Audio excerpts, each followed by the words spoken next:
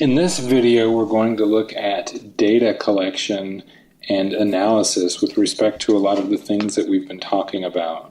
A lot of the analytical concepts, indexicality, you can even think of communities of practice, identity work, performativity, that kind of thing.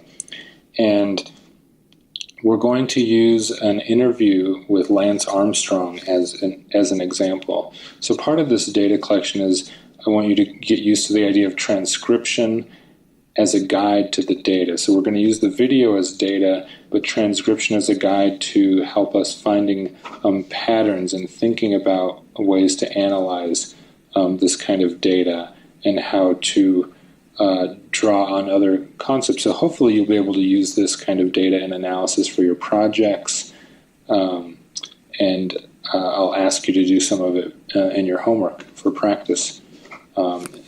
Simple transcripts like this. So you'll notice a few things.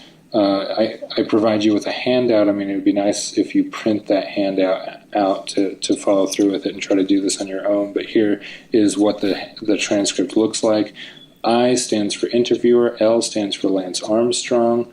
You have the interviewer's words here. These little slash marks are for kind of little pauses or breaks in the intonation that we call it, kind of when the voice stops a little bit and the pitch goes down a little bit.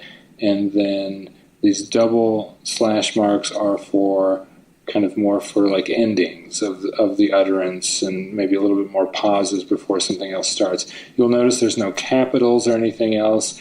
This is not sentence writing. People don't speak in sentences regardless of what you think for the most part. We call these utterances. You can call these clauses or anything else. It doesn't matter. But this is real speech.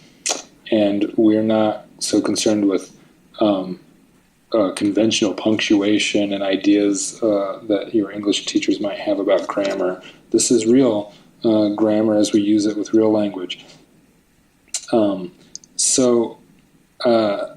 That's about it. It's pretty simple beyond that. You want to capture as many of the sounds and words that you hear. You notice there's these uhs in the transcript. Those could be important, so you want to put all of that detail in.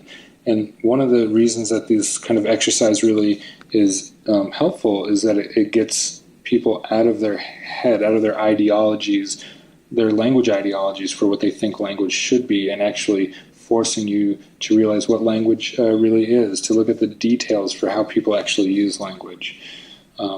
So we're just going to look at this transcript. I'm going to play the video. You can follow along with the transcript here, and then we'll go on to some bigger questions of analysis. So go ahead and follow along. Lance, it's been 2 years now since you confessed to doping. What's the time been like since then for you? The fallout has been heavy. I mean, maybe heavier than even I thought. And the way that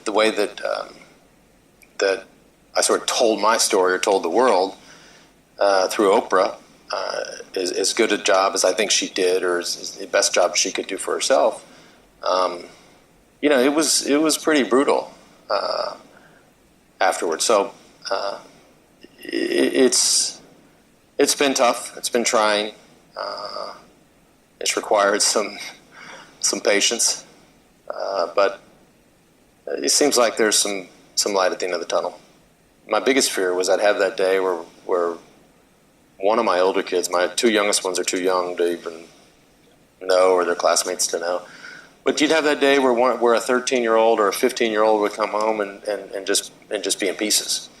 Dad, I heard this in the hallway, or I read this on social media, or is this true, or yeah, I mean, that would rock me. When it comes to the doping, would you do it again?